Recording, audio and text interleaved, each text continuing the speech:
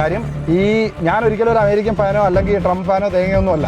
പക്ഷേ നമ്മൾ ആനയുടെ ഫ്രണ്ടിൽ ചെന്ന് നിന്നിട്ട് ആട് ഞാൻ ഭയങ്കര സംഭവമാണെന്ന് പറഞ്ഞതിന് ശേഷം കാര്യമില്ല. നമ്മളൊക്കെ വളരെ കുറച്ച് മാത്രം അങ്ങോട്ട് എക്സ്പോർട്ട് ചെയ്യുന്ന ആൾക്കാരാണ്.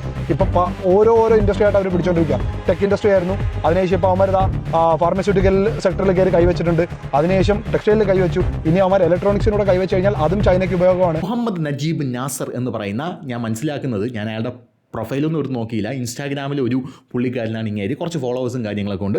അപ്പോൾ ഈ മുഹമ്മദ് നജീബ് നാസർ എന്ന് പറയുന്ന വ്യക്തി നിരന്തരം UAE റിയൽ എസ്റ്റേറ്റിൽ വന്ന് ഇൻവെസ്റ്റ് ചെയ്യൂ എന്ന് നാട്ടുകാരോട് പറഞ്ഞുകൊണ്ടിരിക്കുന്ന, ഇന്ത്യയോട് വലിയ സ്നേഹമുള്ള വ്യക്തിയാണല്ലോ, നാട്ടുകാരോട് പറഞ്ഞുകൊണ്ടിരിക്കുന്ന ഒരു പുള്ളിയാണ് ഇയാളെന്നാണ് ഇയാളുടെ കമൻറ്റ് ബോക്സുകളിൽ പലരും എഴുതി പിടിപ്പിച്ചിരിക്കുന്നത്. എന്താണെന്ന് എനിക്കറിയില്ല, സബ്ജക്ട് ടു കറക്ഷൻ. അപ്പോൾ ഇങ്ങനെ ഈ വ്യക്തി നമ്മൾ പറയുന്ന കാര്യങ്ങളാണ് നമ്മുടെ ഇന്നത്തെ ചർച്ചാ വിഷയം എന്ന് പറഞ്ഞാൽ. ഞാൻ നോക്കിയപ്പോൾ ഇവിടെ നല്ല യമണ്ട സബ്ജക്റ്റ് എന്ന് പറഞ്ഞാൽ യമണ്ട സബ്ജക്റ്റ്. നമ്മുടെ നാട്ടുകാർക്ക് മനസ്സിലാവാത്ത ഒരുപാട് കാര്യങ്ങളുണ്ട് ഈ നാട്ടിൽ. ഇന്ത്യ എന്താണെന്നും ഇന്ത്യയുടെ പവർ എന്താണെന്നും ഇന്ത്യക്കാരുടെ പവർ എന്താണെന്നും നമ്മുടെ നാട്ടുകാർക്ക് ഇതുവരെ മനസ്സിലായിട്ടില്ല.